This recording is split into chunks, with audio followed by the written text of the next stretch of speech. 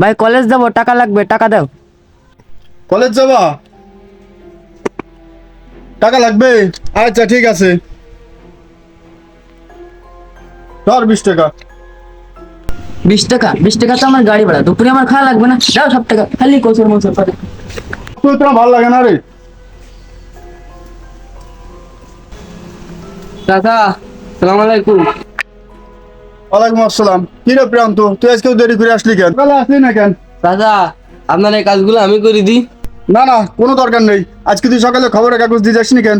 চাচা, আজকে আমার কাছে টাকা ছিল না, আমি এই জন্য খবরের কাগজ কিনতে পারিনি। আর আপনার হাত দুটো দৌড় করতেছি চাচা, এই কাজগুলো আমার দিয়ে করান। তুই কাজগুলো তুই না করে দিতে চাচ্ছিস, সেটা ঠিক আছে, কিন্তু তোর কয় টাকা দেওয়া লাগবে?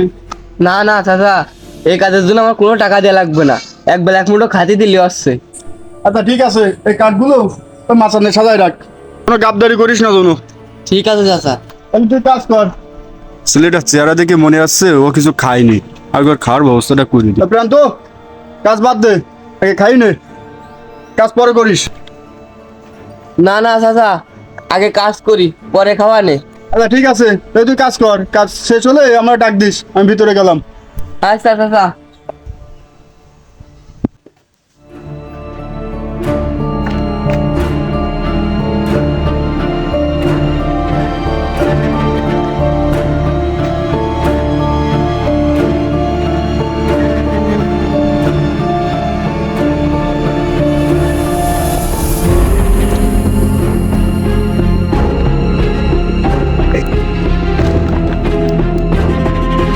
আর দোকান আছে, দোকানটা নিয়ে চলে যাবো।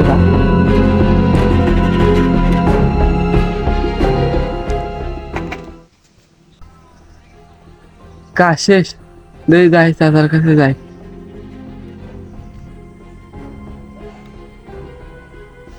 চাচা, সব কাজ শেষ, দেখেন তো হয়েছে কিনা। বাহ প্রান্ত, তুই তো কাজ কাম খুব সুন্দরভাবে করেছিস, যেটা করার কথা ছিল না সেটাও করেছিস। আচ্ছা তুই দাঁড়া, আমি তোর খাওয়ার ব্যবস্থা করি। নে বাবা, এই ভাতগুলো বসে পড়ি, পেট ভরে খেয়ে নে।